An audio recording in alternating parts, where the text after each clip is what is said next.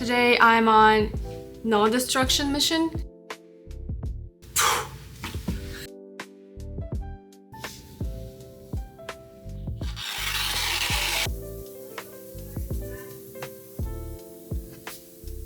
The finishing line is almost there. Hello everyone, welcome back to my little creative corner. I hope you've got a cup of tea or coffee nearby because this video is going to be a cozy one. We've got two themes happening: the craft side, where I keep going on with my never-ending crochet project, and the art side, where I'll be creating a custom illustration of some very sweet dogs. So these two worlds, yarn and pencils, are going to be intertwined throughout the video, so you'll see me jump between them. I'll share the challenges, the funny little struggles, and the satisfying moments of both projects. And of course, you'll get to see the results at the end of the video. So sit back, relax, and let's spend some creative time together. Once upon a time, I stumbled across one of my old storage boxes and found a long-forgotten crochet project tucked inside. It had been sitting there for years, unfinished, abandoned, just waiting for me to rediscover it. Inside were stacks of granny squares made with white and colored cotton yarn. The moment I saw them, I felt this sudden spark, like, I have to use these. So I started dreaming up a new project based on those existing squares. And well, I happen to have a shabby, okay, not too shabby, but kind of old armchair in desperate need of a makeover. Honestly, it could use a whole new upholstery job, but that's a story for another time. For now, I just needed a quick surface fix. That's how this turned into my new home comfort project, and to be honest, an impulsive makeover. I got too excited and thought, oh, I'll whip this up in no time. The famous last words. Anyway, the initial idea was simply a loose crochet cover for the chair, just enough to dress up the visible parts: the seat, the back, and the armrests. I wasn't thinking of reupholstering the chair or even making a proper slipcover, but as these things tend to evolve, the plan evolved. I'll share later how one small idea turned into something a little bigger and a little different.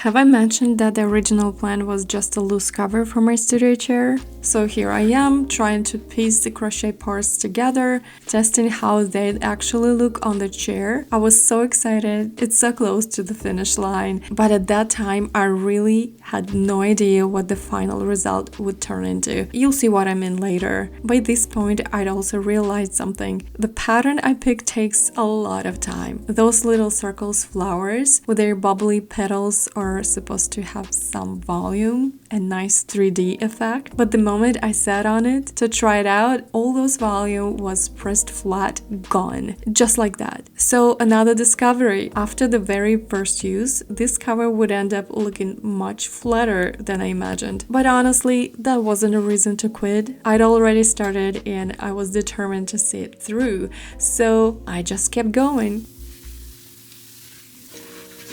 Alright guys, so I joined the granny squares together and it's time for fitting. Here's what it turned out to right now. It's this big and I'm gonna put it on the chair and we will see if it's good. What should I do next? Should I adjust it? Should I steam it maybe? Let's see.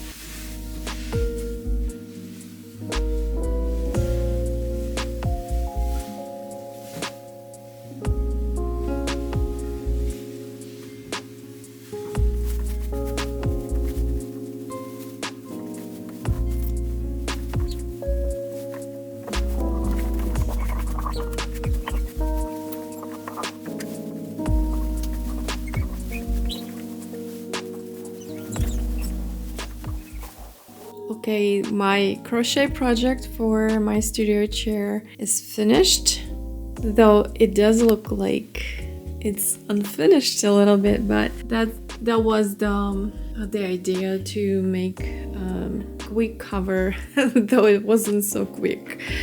Nevertheless, I am happy with the result and I'm gonna stay with it. I'm gonna let it be this way.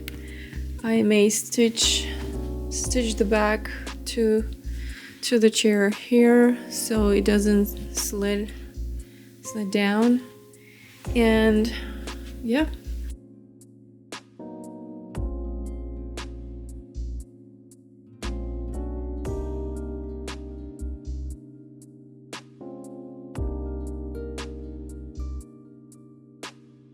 An update.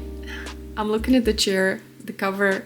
I don't like it anymore. And I think I'm gonna turn it into a full blanket. Yeah, there is more time to spend to complete the cover, actually a blanket. And we will see if that will work for this chair. So now I will have to buy more yarn and just finish it. I ordered 3 more balls of white yarn. I felt like I already had enough of the colored ones, so while I was waiting for the new yarn to arrive, I just kept crocheting with what I had left at the time.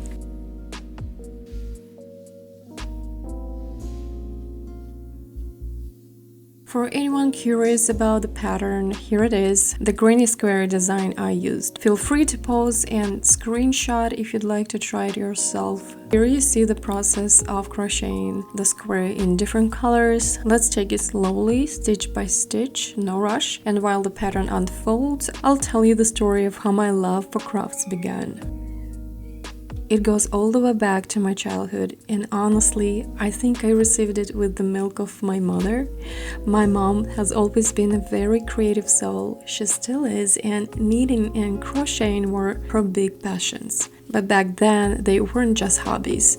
You have to imagine the 1980s in the Soviet Union. There wasn't much variety in the stores, including clothing. You couldn't just walk in and pick from 50 colors and styles like you can today. There was a deficit, or maybe better to say a shortage of diversity. So people had to be resourceful, and many created their own garments. My mom did exactly that, and she gave me and my sister such a beautiful childhood because of it. She made us clothes that were unique, stylish, and full of care. To me, when I look back at it, those weren't just sweaters or dresses, they were little pieces of art. Naturally, I got drawn into her world of yarn and needles and hooks and other stuff. I was fascinated by it all. I wanted to learn what my mom was doing, and little by little, I did. I also remember her knitting and sewing magazines. They were like treasures to me. I would flip through them for hours, dreaming of what I could create one day. All of that, my mom's creativity, the atmosphere of the time, those magazines, it all soaked into me and eventually turned me into a determined crafter myself. That's where my love of making things with my hands really began. Over time, it became much more than just another hobby. It became a part of who I am. It shaped my identity. If I didn't love drawing so much, I'm pretty sure I would have gone into knitwear design or even bigger fashion design or something along those lines. In fact, that was my very first dream at the beginning of my creative journey, before I even knew that I could draw. So when you see me crocheting or knitting today, it's not just a pastime. It's a little piece of my history, a thread that connects me back to my childhood, the safe time, to my mom, and to that first spark of creativity that has stayed with me all my life. Anyway, that's enough for my rambling. Let's move on to the practical side. Honestly guys, I'm still trying to determine the best format for my videos, and this is clearly not a tutorial, but rather an attempt to explore your guys, my lovely viewers' interests, your preferences. So please let me know how you feel about what you've already seen and what you think I should change or add. Anyway, I include all this creative process to inspire your creativity. In this world of mass production and environmental issues, it's best to create rather than consume. Don't you agree? It's good for your mental health. It's proven to lower stress, help process emotions, and give a sense of accomplishment. That's how I feel every time I finish another project. Pure happiness. What about you? Because truly, even small act of creativity like rearranging a shelf or trying a new little project, whatever you do, bring joy and sense of freshness. You also discover yourself. You get to explore your new potential. Isn't it amazing? No, it's magical. So again, I'm showing you this crocheting process to ask you, would you be interested in knitting or crocheting something together? If yes, I could provide detailed tutorials or masterclasses. Let me know.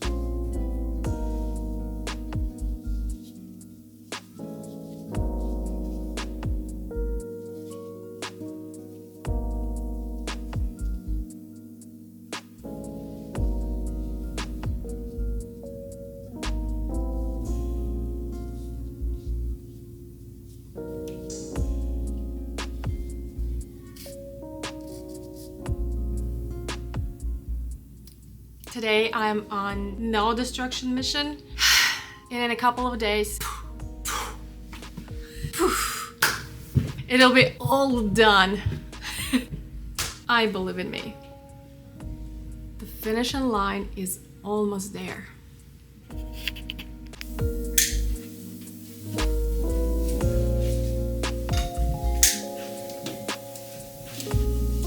Alright, so guess what? The destruction showed up uninvited. But hey, some destructions come with a pretty good excuse, a paid commission. And let's be real, I'm not in a position to let that slip by. So what was the custom work about? Dogs. 5 adorable little doggies. Now, I wouldn't call myself a full-time pet portrait artist, but at this point, I'm saying yes to all kind of work. So bring it on. The commission was to put all 5 doggies together on one page, 11 by 14 inches. The client wanted it to feel like a little history of the dogs arranged in a timeline. I thought it would look more complete if we added their names, so I suggested that. They agreed. They sent me photos with the names, and my job was to figure out who's who and not to mess up with it. Most of the doggies looks very similar, so I had to be very careful. I selected the best pictures and photographed them so I can work with them digitally and zoom in to see the details better while drawing. Then I made 2 layout options in Procreate on my iPad, sent them over, and they picked the horizontal one, and with that I jumped right into the drawing part.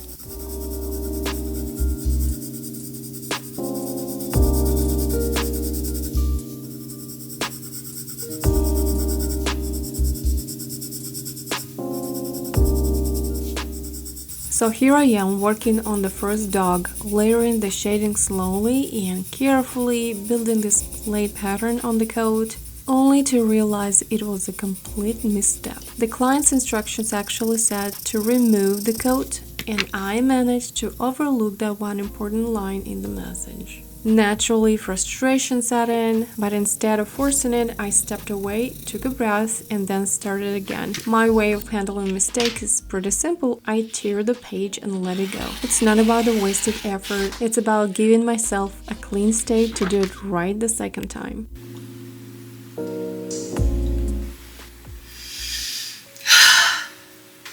This is happiness. Yes. It's a happy break from my drawings, though I love drawing as well.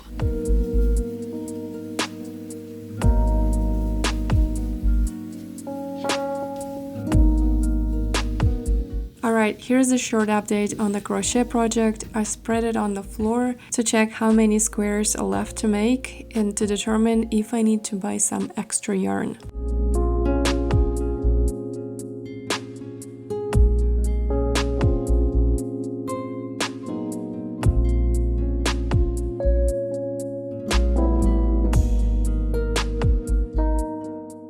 There's plenty of granny squares left to be made.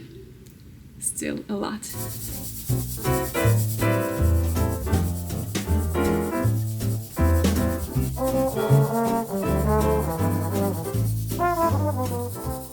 And we are back to our doggies. If you've seen my previous videos, you already know my approach. I always begin shading with light layers, focusing on undertone colors first. Now, this particular dog is black, but here's the thing. Black is never just black. In the reference photo, I can see purplish and reddish hues hidden in the fur. So for this drawing, I started with deep reds, some purples, and a touch of indigo blue, which is dark navy blue. Layering those undertones gives the drawing depth and richness. From there, I gradually build up the darkest value, and only when I'm ready to push it to true black do I bring in the black pencil to add that final contrast.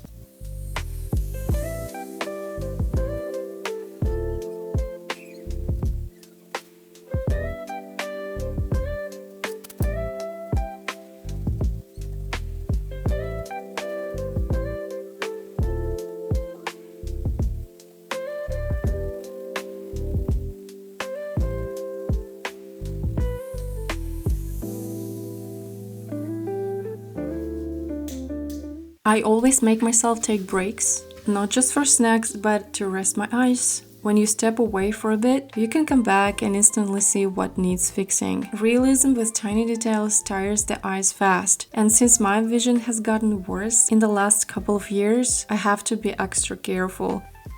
A must. I can't really see without these. Too many small details. If you've got natural light in your space, use it. It's the best. My room isn't that bright, so I rely on artificial light, which makes eye strain worse. That's why breaks are non-negotiable for me, so don't forget to rest your eyes too. I'm gonna sharpen it using my electric sharpener.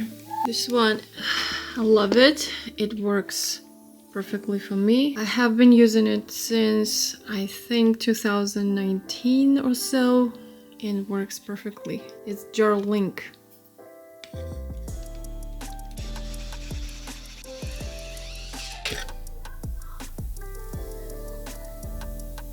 Perfectly sharp.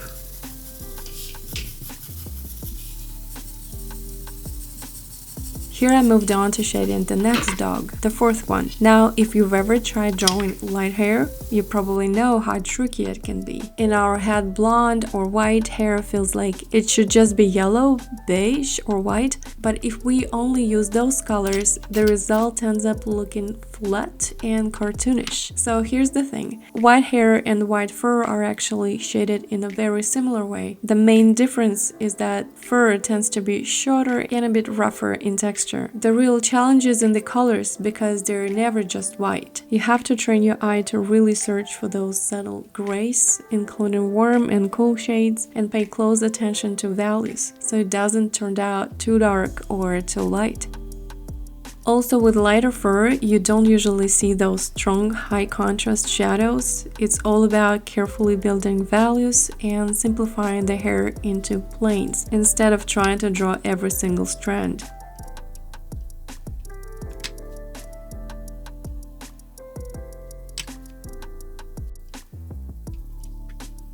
You might notice I jump around between the dogs. I don't fully finish one before moving on to the next. That's on purpose. I like to bring them all up to a similar stage so I can compare them side by side, adjust colors, and make sure they feel cohesive as a group.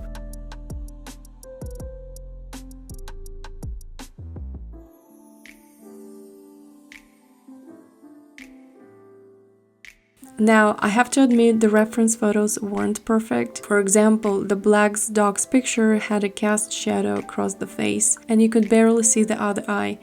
So even though I'm not the biggest fan of AI, I did use it here as a little helper. I enhanced the photo with AI to reveal the structure of the dog's face better.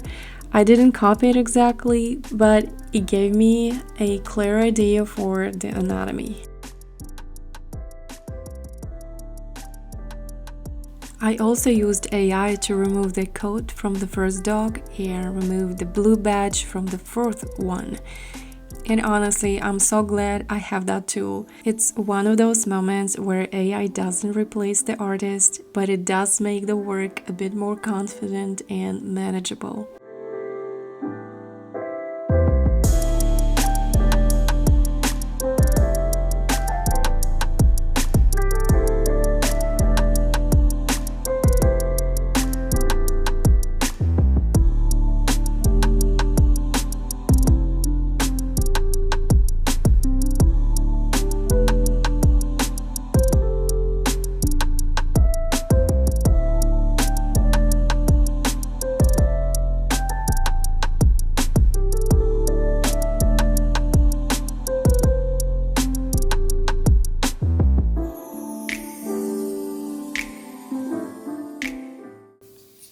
Alright, the dogs are finally complete, cute, lovely, and ready for the client. Well, almost ready.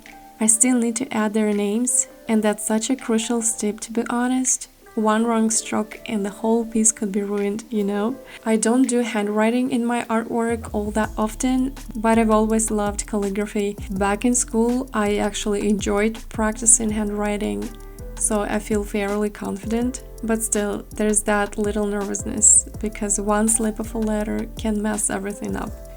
To play it safe, I warm up first. I practiced writing the names on a separate sheet, repeating each letter in my head.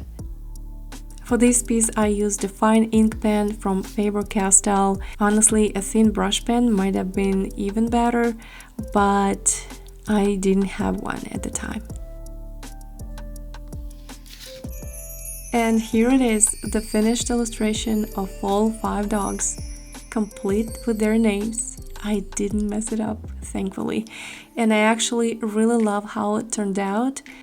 By the time I'm editing this video, the client has already received the drawing and sent me such happy feedback, and really, that's the best reward of all, seeing your client truly delighted with the work you've created. A rectangular there, a rectangular here, and a half of a square in here. So I actually want to set up a timer. How long does it take me to see how long does it take me to complete one granny square? Yeah, let's do that. I'm gonna use just one color. I mean the white. I'm gonna make the white square without colors. Start!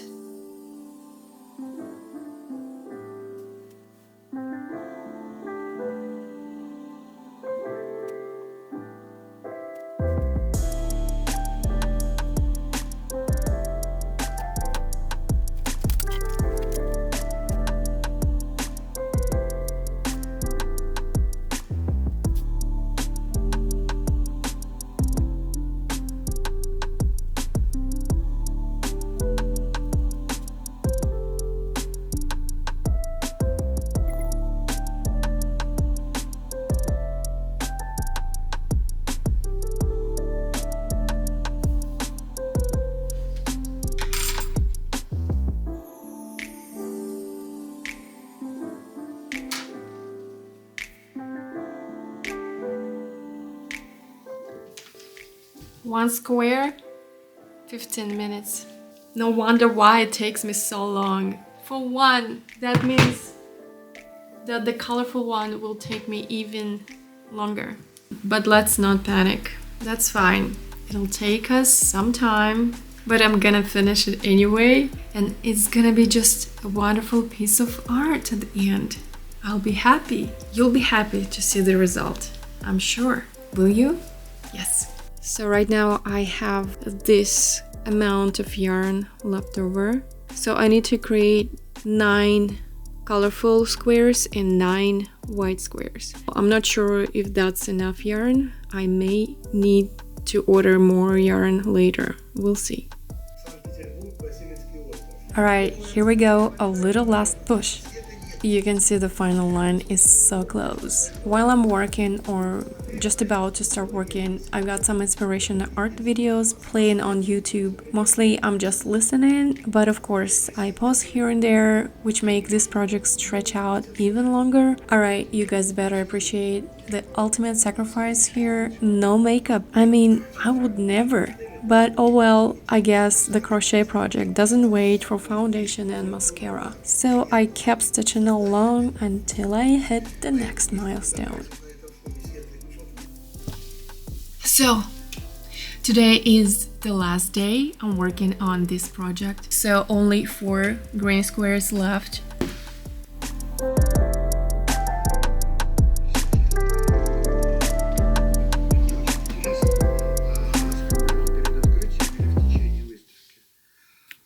Here, the last square, I'm putting it in the last gap of this blanket, and now it's time to put them all together. Stay patient with me.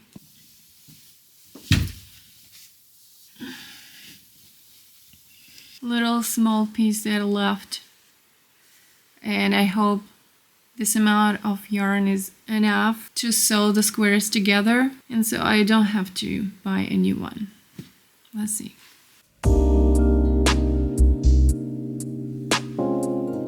Alright, I gotta admit it, this has officially become my longest crochet project ever. Even knitting or crocheting a whole sweater would have taken me at least half the time, but there is another reason this one dragged out so much, and it comes down to how I decided to connect the squares. Now, there are plenty of ways to join crochet squares, but guess which one I picked? Yep, the most time-consuming one. At first, I had this big stack of finished squares from another project and thought, well, the simplest method, the one when you join on the go, won't really work here. So instead of researching what would actually be best, I just went with what felt right in the moment. A sturdier, thicker join. And hey, that's not a bad thing. It makes the piece stronger and more durable, but it also eats up way more yarn and way more hours. Anyway, this video is already running long, so let me wrap it up with one last little struggle. I had to order white cotton yarn not once, but twice, because I kept running out. And yes, this whole video took me almost 3 weeks to make. I really need to figure out a way to speed up my YouTube video production. But before the big reveal, I just want to thank you. Yes, specifically you, for sticking with me all the way to this point. You're one of the few who actually made it this far, and I really appreciate it.